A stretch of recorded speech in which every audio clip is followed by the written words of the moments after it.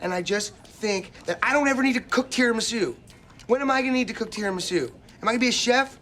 No. The whole thing? Just dump it on, I'm serious. Okay. And now it looks professional. That's really impressive. It's beautifully done. I think we're gonna get an A.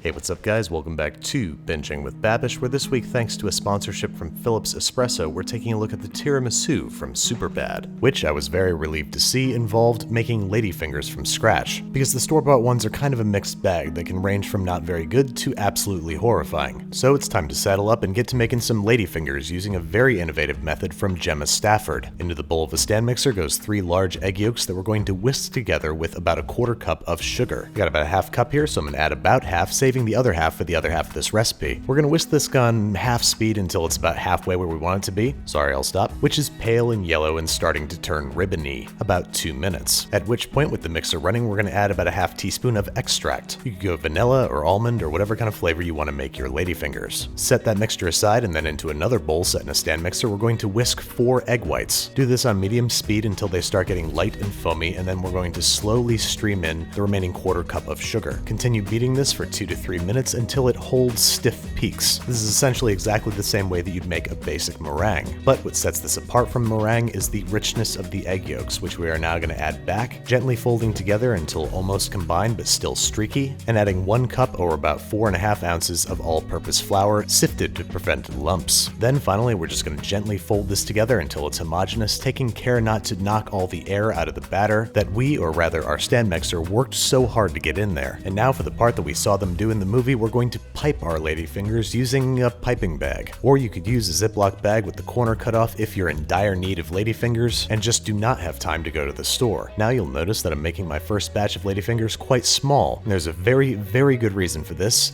I thought that they would puff up more in the oven, but these will be nice for a garnish or just a snack on. So onto a parchment-lined baking sheet go some considerably larger Ladyfingers, which we're baking at 375 degrees Fahrenheit for about 14 minutes, rotating once during baking, until they're light and crisp and golden brown. Then once they've fully cooled, you can peel them gently off the parchment paper. And these might not be as pretty or perfect as the ones from the store, but they taste orders of magnitude better, and they go particularly well with coffee. Anyway, on the subject of coffee, we're going to try one of those mid-roll ads that are so popular on YouTube nowadays, which means I get to say something I've always wanted to say. Stick around, we'll be right back after these messages.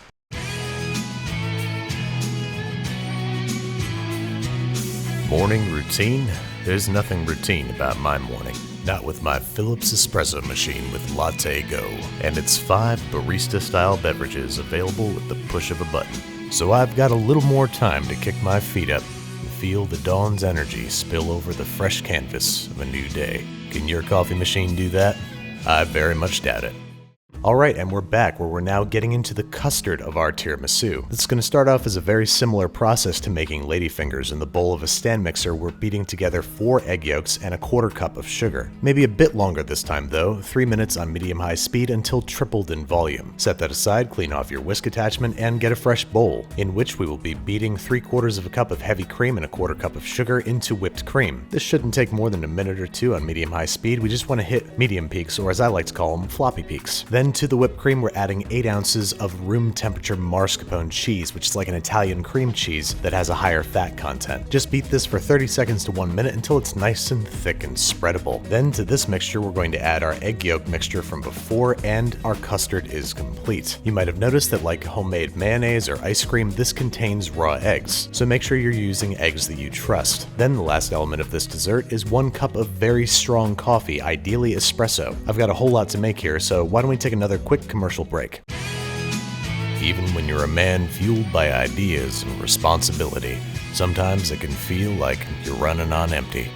Walk by my office and it won't be long till you smell the sultry aroma of pure Arabica coffee beans and hear the gentle purr of a ceramic grinder, good for 20,000 cups. Phillips Espresso machine with Latte Go. Life can be a grind, so you're gonna need some coffee. Alright, and we are back where it is finally time to assemble our tiramisu. Now I've only got this really small springform mold handy, so it's going to be a taller, narrower version of the one we see in the movie, which I'm fine with. It's going to look like a little tiramisu crown. So I spread just a little bit of custard in the bottom of the ring mold, and in the movie it looked like they were making tiramisu in the form of a charlotte cake, which has a ring of ladyfingers on the outside. So we're lining the rim of our springform pan with ladyfingers rounded side out, and then it's time for the fun part, the layering. I've got some smaller ladyfingers here that I'm going to use to create the layers, and these are going to get a very brief dunk in our cooled espresso, which I'm going to mix with a little splash of dark rum. This is optional, but this or some amaretto helps evoke that really traditional Italian flavor. Then we're just going to try to arrange as many of these as possible in a single layer lined up in the bottom of the pan. Do not be afraid to cut up your ladyfingers to fill in any uncomfortable gaps. Then we're adding just enough custard to cover the coffee-soaked ladyfingers, and then rinsing and repeating until the mold is nearly filled to the top. And then we just need to cover and refrigerate for at least 4 hours and up to 24 until it's nice and firm. Now there are much simpler and easier ways to make tiramisu, ones that don't take hours of careful preparation, but nothing quite beats the feeling of accomplishment. No! Oh my god, it's the sum of all my fears. I don't know what happened. Cut the cameras, cut the commercial. Phillips latte, go with me. Phillips latte, stop and just be. Phillips latte, stay. And we'll be Phillips latte, oh, you and me. Phillips latte, go. Alright, so as it turns out, I arranged my springform pan upside down, which I'm sure happens all the time to people with their own cooking show. So that means I had to do it all over again. It's bummed me out to watch this. We rented this really expensive camera. Can we use that? Oh yeah. That's better. Maybe we can switch over to that 80s anthem as well.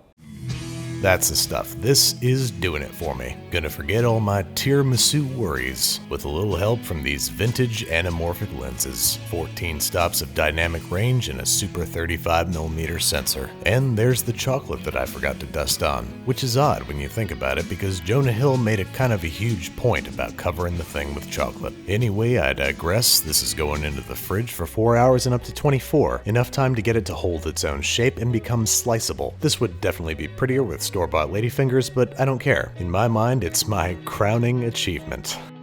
Because it looks like a crown. And look at all those beautiful layers of ladyfingers, all soaked in coffee and nestled in custard and just waiting to be eaten by my mouth. This might look a little better served on its side here. Whatever, I've put like 8 hours into tiramisu today, so let's dig in. And this hopefully doesn't come as a surprise, but this is totally delicious. The custard is rich and flavorful from the egg yolks and the mascarpone. The ladyfingers are light and delicate, and I can tell you something that this is gonna go great with. Coffee. So this seems like the right moment to thank Philips for sponsoring this episode and letting us have a good time with how we show off their amazing machine. Hang on, I'll see you in 235. There we go. It's got an automatic milk frother with only 2 parts that can go in the dishwasher. You can adjust things like the coffee's strength, the amount of coffee, and the amount of milk foam with the push of a button. And most amazingly, it makes lattes and cappuccinos and Americanos and espressos with the push of a button. With that said, we'll see you next time here on Binging with Babish. Until then, keep your coffee hot, your spirit hotter, and head to philips.com/espresso to get your espresso machine with Latte Go today. The link, as always, is in the video description below.